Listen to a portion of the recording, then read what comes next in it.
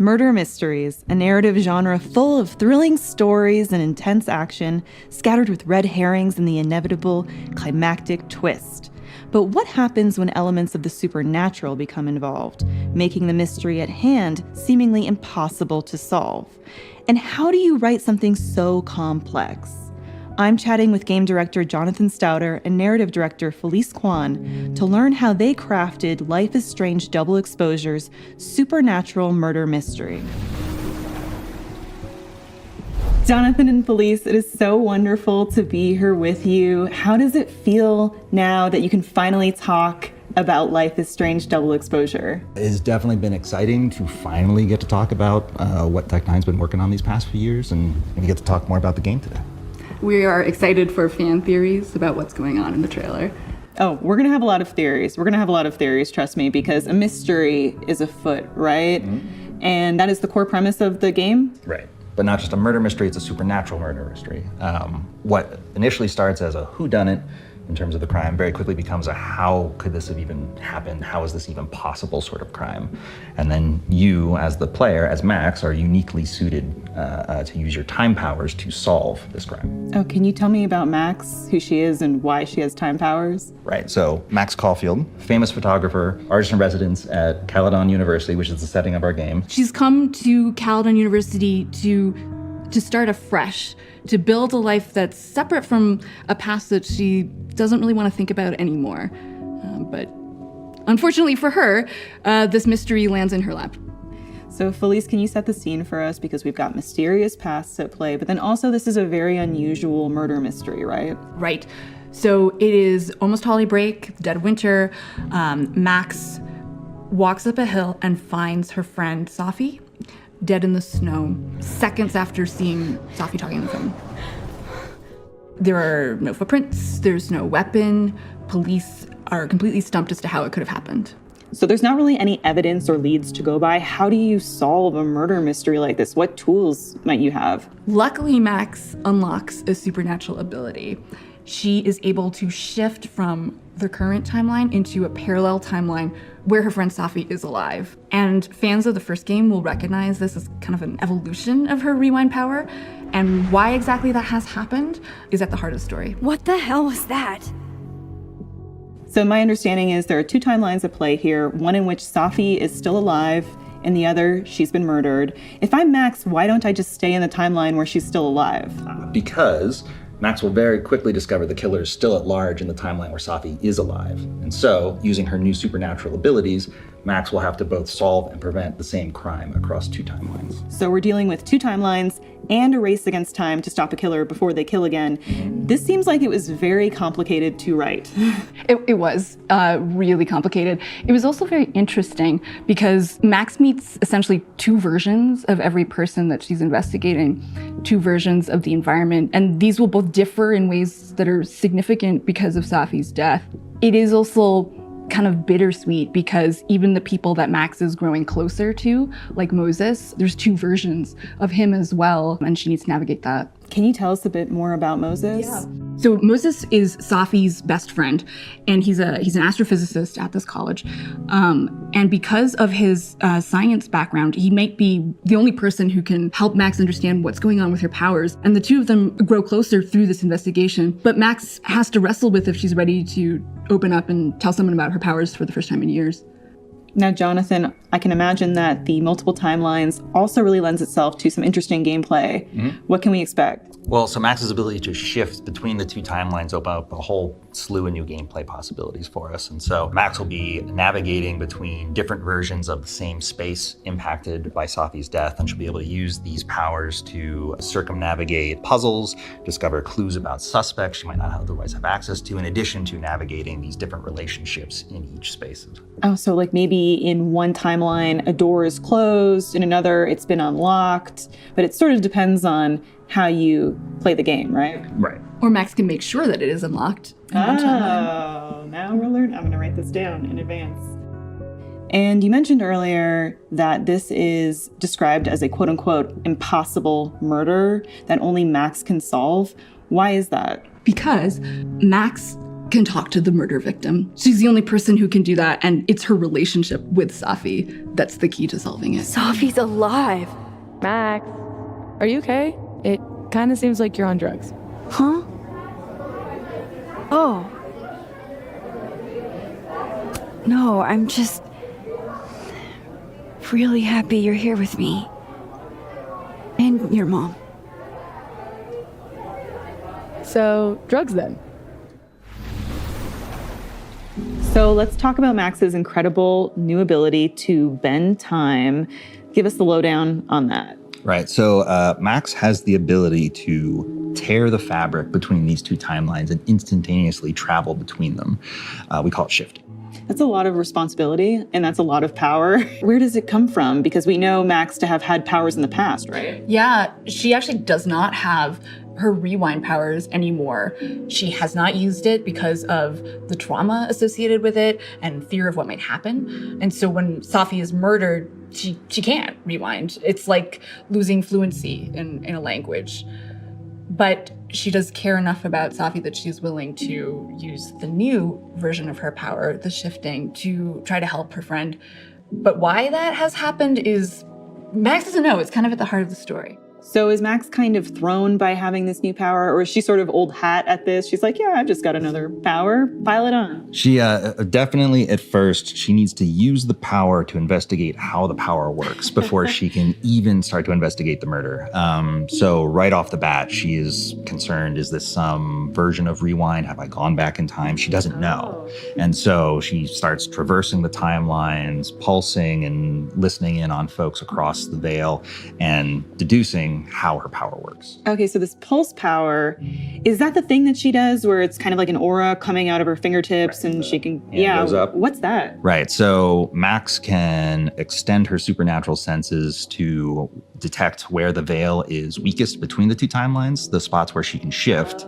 And in doing that, she can also grab a glimpse of other people, key objects across the timeline without having to shift, which comes in really handy when you're a detective and you want to eavesdrop and snoop and track suspects.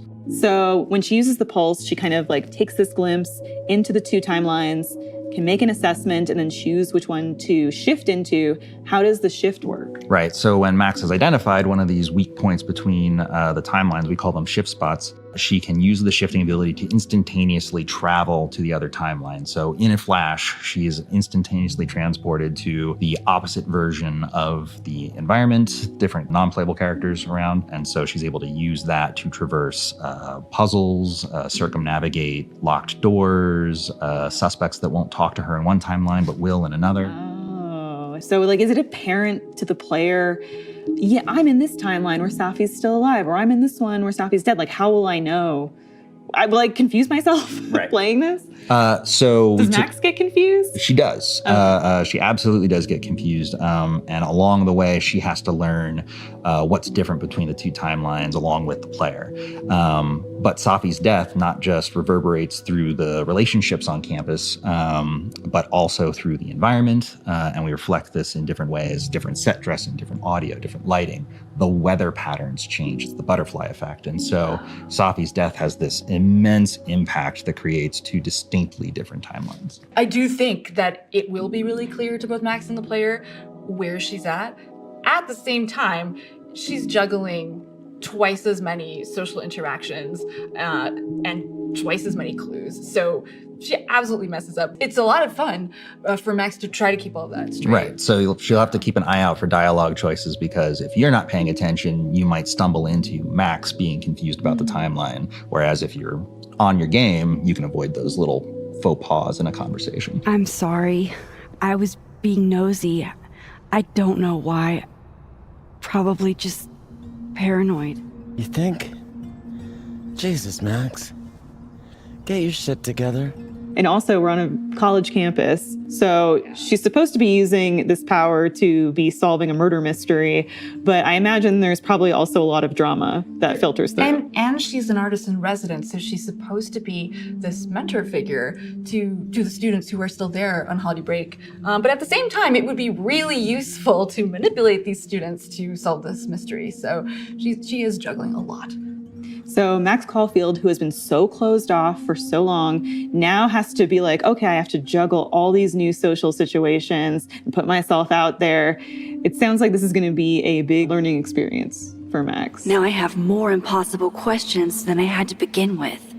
I have to ask because I'm just so curious, which came first, the idea for Max to have this timeline shifting power, or did your team just want to experiment with the idea of multiple timelines? We have been interested in multiple timelines for a while because of that gameplay possibilities. But I think it wasn't until we were exploring Max's story that it really clicked how we could do it in a way that felt absolutely intertwined with the emotional journey as well. And shifting and traversing the timelines is in the player's hands. You have to trust the player is going to do it. Yeah, the player over the course of the game is going to learn how to use this ability to navigate the environments, the relationships, and then at a certain point, we just trust the player to navigate and solve this mystery. When I woke up, Safi was gone forever. And now, I am in a whole new world of questions. What are these worlds? Timelines? Realities? Where did this new power come from? Is Rewind gone forever?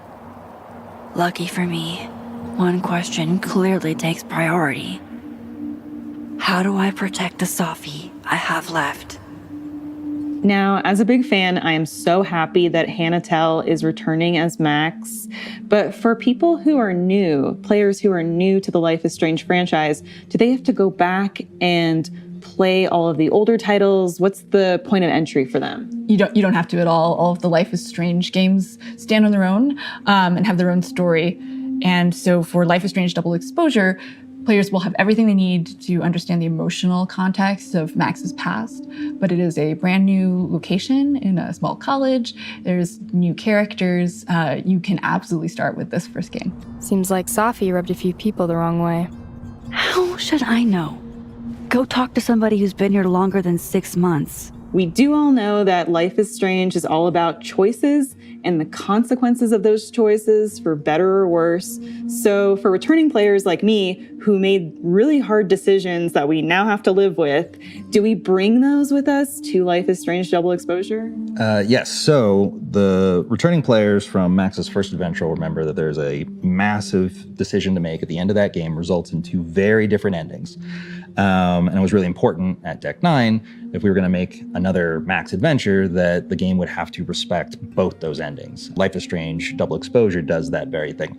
There's no canon ending in our book to the first game. Double Exposure will respect both endings in Max's thoughts, her journal, her SMS, her interactions with other characters, what she opts to reveal about her past to her new friends.